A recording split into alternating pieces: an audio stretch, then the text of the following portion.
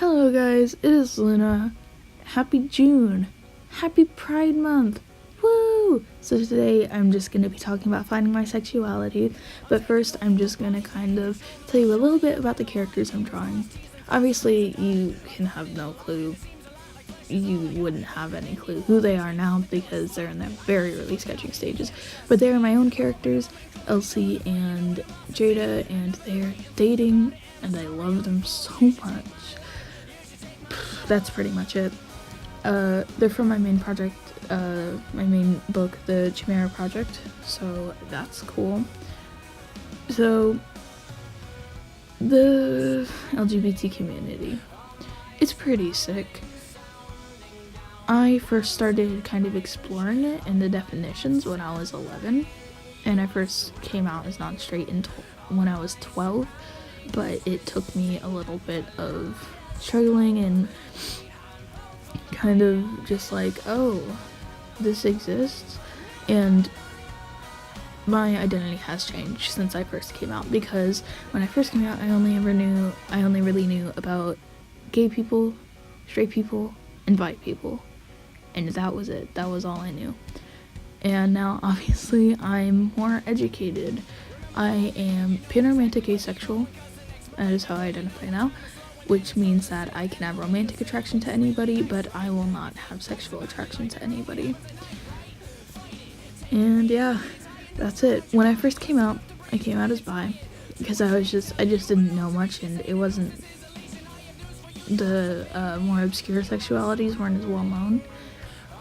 And so I came out as bi to my dad, and he just kind of pretty much said it's a phase, because that's just kind of how he is. I was raised in a household that wasn't homophobic, but it wasn't really accepting, you know? Like, we never said, oh, those nasty, nasty gays. But my dad told a lot of gay jokes, and I just kind of thought, oh, it's wrong to be gay when I was younger, because that was just kind of, oh, if he's making jokes about it, then obviously it's not okay. And obviously it's okay to be gay. It's great to be gay, man. But that was kind of just the environment. I didn't even know gay people existed until I was 11 and I started learning about them. And my initial response was just kind of, that's not cool. Just because I had been raised with a guy who made gay jokes. And I was kind of forced to accept it because my cousin came out as non-straight. And I stayed at his house for like a week. He's super cool. Elliot, if you're watching this, you're rad. You're the best cousin. And so that was kind of my awakening, like, oh, there are people in this world that are not straight. And then I kind of started exploring it, because I was like, maybe I fit into this, which I later realized I did. So kind of I was awoken by one of my female friends who, we were really close at the time. This was like late 2015 when I first told her that I loved her. We never actually dated, but I confessed my love for her, and she kind of said, oh, I feel the same way, but we never really actually dated. But she was kind of my awakening, and I realized, man, like, girls are super pretty. I thought it was just normal to think that they were. Like, I thought it was normal to just say, yeah, girls are pretty, you know? Like, I had no idea. But yeah, that I just kind of realized, oh no, she's pretty and I really enjoy her company. And that was kind of how I realized I was not straight. So that's a brave story, huh?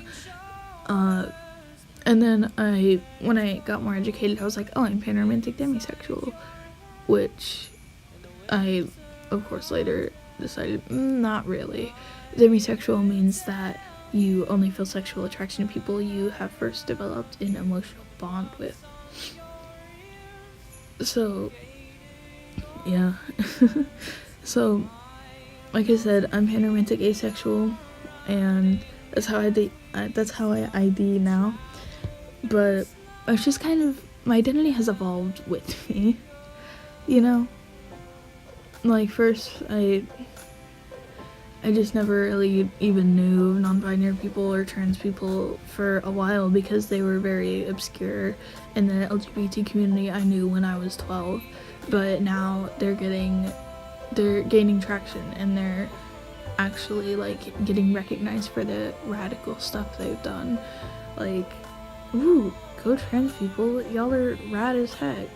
Like, there's so much controversy surrounding them. There's so much controversy surrounding asexuals too. Have y'all seen the ace discourse? It's dumb. And there's just kind of a lot of controversy. Like, there's a lot of just stuff going on around the non-gay and non-bi parts of LGBT community. And that's just the tea. But yeah, I just kind of thought, would I be opposed to dating a woman? No. Would I be opposed to dating a man? No. Would I be opposed to dating an agender person? No. Would I be opposed to dating another non-binary person? No. So that's just kind of how I went through it.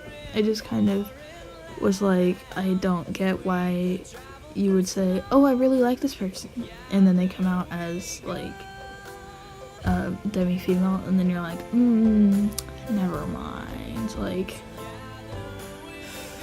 alrighty. Like, I just don't really understand how you can say I'm only attracted to men, or I'm only attracted to women, because I find like people of any gender pretty. It's like, and obviously that doesn't mean I find people of any gender dateable, but I mean, I do, but you know what I mean. I find them all pretty, I find them all dateable, and I don't get why you'd say, I date this person, except they're a guy. Like, I just don't really understand, you know? No, I hate, but like, whatever. So, yeah, that's pretty much how I figured out I wasn't straight. I just kind of said, I'd date anyone, I don't really care. So, thank you for watching this video. I hope you have a great day, and I hope you have a great Pride Month. See ya.